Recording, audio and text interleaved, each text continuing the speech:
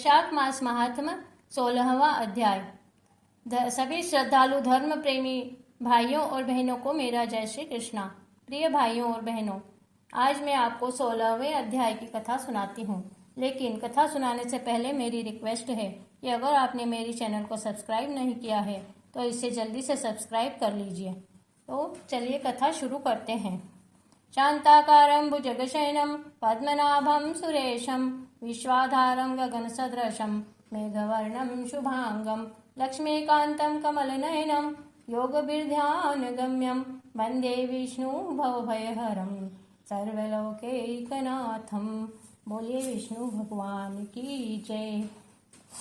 श्रुतिदेव जी कहने लगे कि भगवान के दर्शन से आनंद मग्न होकर राजा ने भगवान को प्रणाम किया और फिर बहुत देर तक जगदीश्वर के दर्शन ही करता रहा। तत्पश्चात जिन चरणों से उत्पन्न होकर श्री गंगा जी सारे संसार को पवित्र करती है, उन चरणों को धोकर राजा ने उस जल को अपने शीश पर धारण किया। फिर सुंदर वस्त्र, आभूषण, धूप, दीप, नैवेद्य, फूल माला आदि समर्पित करके पुराण पुरुष नारायण, अद्वितीय निरंजन, जगत के रचने वाले के स्वामी ब्रह्मादिक से पूजित, विश्व के बताने वाले के अधिपति, जिसकी माया से मूढ़ मनुष्य मोहित हो जाते हैं, ऐसे आप समस्त संसार को अत्यंत उत्पन्न, पालन पोषण और संहार करने वाले, स्वयं पूर्ण मनोरथ, फिर भी अपने भक्तों के लिए सतोगुण धारण करने वाले, दुष्टों को वश में करने के लिए तमोगुण और राक्षसों का वध करने के लिए रजोगुण धारण करने वाले, हे निर्गुण, आपके चरणारविंदों को धन्य है। आप शरणागतों के पाप नाश करते हैं। आपके स्मरण मात्र से बड़े बड़े पापी गति को प्राप्त हो जाते हैं। सांसारिक काल रूपी बंधन से बंधा हुआ मैं जन्म जरादि दुखों से व्याप्त आपके चरणारविंदों को भूलकर बिल्ली की तरह तृषा से व्याकुल अनेक योनियों में भ्रमण करता आ रहा हूँ। न मैंने दान किया, न आपकी कथा सुनी और न ही साधु सेवा की थी। जब मेरा राज्य और वैभव नष्ट हो गया, तब वन में मैंने अपने गुरु को याद किया और उन्होंने मेरी दीन दशा को देखकर मुझ पर दया की एवं मेरे दुखों को दूर करने के लिए उन्होंने वैशाख धर्म बताया। उनकी आज्ञा का पालन करके मैंने उन धर्मों को किया जिससे अत्यंत सुखों को प्राप्त हुआ। उन्हीं के प्रताप से मुझको संपूर्ण वैभव प्राप्त हुआ है।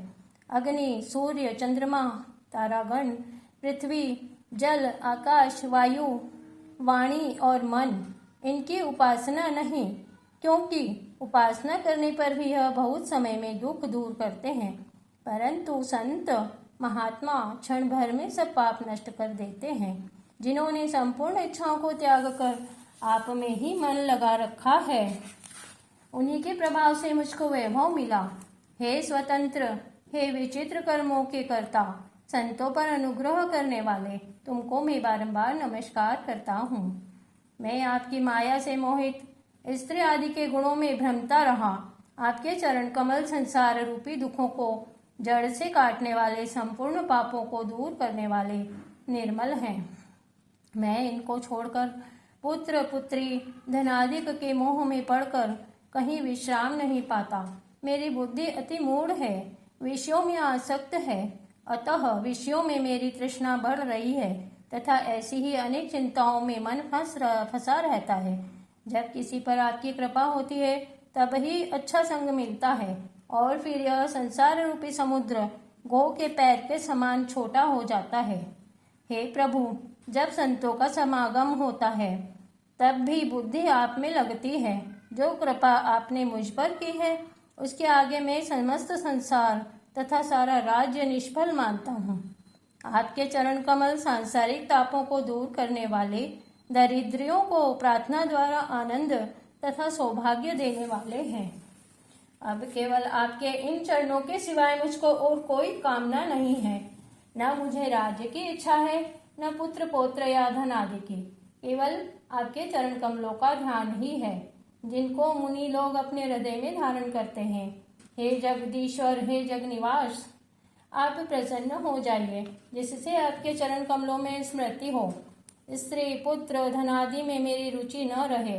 मेरा मन आपके चरणों में मेरी वाणी आपकी पवित्र कथा में, आपके कीर्तन में, और मेरे नेत्र आपकी मूर्ति के दर्शनों में, कान कथा के श्रवण करने में, और जीवा आपके गुणों का वर्णन करने में, नासिका आपके चरण कमल का मकरंद सूंघने में, हाथ आपके मंदिर की सफाई करने में, आपकी सेवा करने में, और मेरे पांव आपकी कथा की ओर ले जाने में।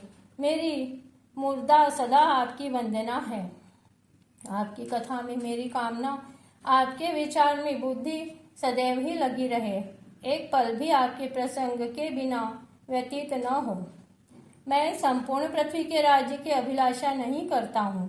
मुझको तो केवल आपके चरण कमल की सेवा चाहिए, जिनको लक्ष्मी जी तथा ब्रह्मादि देव का धारण करते हैं।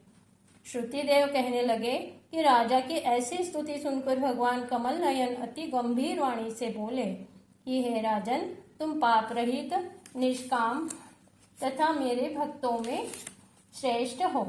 मैं तुमको दुर्लभ वर देता हूँ कि 10,000 वर्ष तक तुम दिव्य धन संपत्ति को भोग कर मेरी सायुज्यता मुक्ति को प्राप्त करोगे।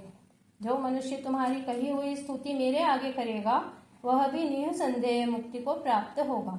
आज का दिन अक्षय तृतीया का माना जाएगा, जिसमें मैं अति प्रसन्न हुआ हूँ। जो मनुष्य जानकर या अनजाने में भी स्नान आदि करेंगे, वह मेरे अक्षय पद को प्राप्त होंगे। इस दिन जो अपने पितरों का श्राद्ध करेंगे, उनके पितरों की अक्षय तृप्ति होगी। अक्षय तृतीया के दिन थोड़ा सा किया हुआ कर्म भी अधिक फल देने वाला होगा। जो ब्राह्मण गोदान करता है, उसको अतुल संपत्ति, भक्ति और मुक्ति मिलती है। जो बैल देता है, उसके संपूर्ण पाप दूर हो जाते हैं और जीवन मरण बंधन से छूट जाता है। हे नृप, मुझको वैशाख मास अति प्रिय है। मैं जितना उसके धर्मों से प्रसन्न होता हूँ, किसी अन्य कर्म से नहीं। जो तप, सांख्य और यज्ञ आदि से मिलना दुर्लभ है, वह वैशाखोक्त धर्म से सहज ही में मिल जाता है। यही वैशाख धर्म हजारों पापों को दूर करता है। प्राणी यदि मेरे चरणों को स्मरण करे तो प्रायश्चित की भी आवश्यकता नहीं। तुम अपने गुरु के आदेशानुसार वैशाख धर्म में तत्पर रहो और मेरी आराधना की, इससे सब वस्तुएं प्राप्त हो जाएंगी।